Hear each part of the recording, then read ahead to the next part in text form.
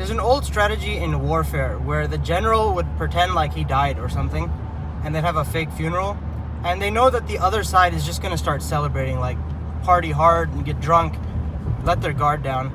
And that's exactly when they would strike, because no one would be prepared for it, because they're just in the stupor of victory, right? And the same thing happens on a spiritual level. That these last 10 nights, a lot of people are going to achieve their goals, right? So maybe someone's goal was to complete the Taraweeh with the Shaykh, right? So they read all 20, all 20, 25 nights, whatever it was, and they completed the Quran. Or they have their own personal khatam, right? They completed the Quran on their own, or they quit smoking for 30 days, whatever it might be. And what ends up happening, it's like, oh my God, what a great achievement. And in celebrating that and in feeling that feeling of like, oh, I've won, I've accomplished what I needed to accomplish, that's where a lot of people get blindsided. Because after 25 days of doing 20 rak'ah, the last 5 or 6 days, people just disappeared. It's like, oh, I've won, what do I need the rest of the Taraweeh for?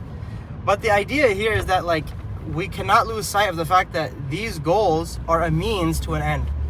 They are simply a way for us to get better in our connection with Allah subhanahu wa ta'ala.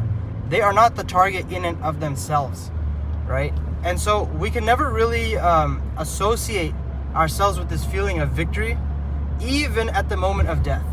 Because, there's a story of Imam Ahmad where he, radiallahu anhu, was on his deathbed. And his son kept saying to him, take the shahada. And he was saying, not yet, not yet, not yet. And of course, this is like very concerning. It's like, what do you mean, not yet? When he asked about this, Imam Ahmad, he said, Shaitan came to me. And he said, you've beaten me. You've won. You're so pious, I could never get you. And he said, no, not yet. Because if he had agreed, then even in that moment, that arrogance of knowing, oh, I beat Shaitan, that would have led to his downfall. Right? So the moment of victory for the Muslims is when the angels of paradise are in front of us and we see them and they've taken our soul and they're taking us towards Jannatul Firdaus al-A'la.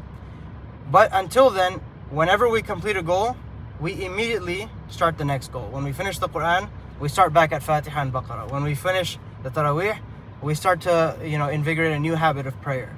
And in this way, we continue to get better and we don't get blindsided by this trick.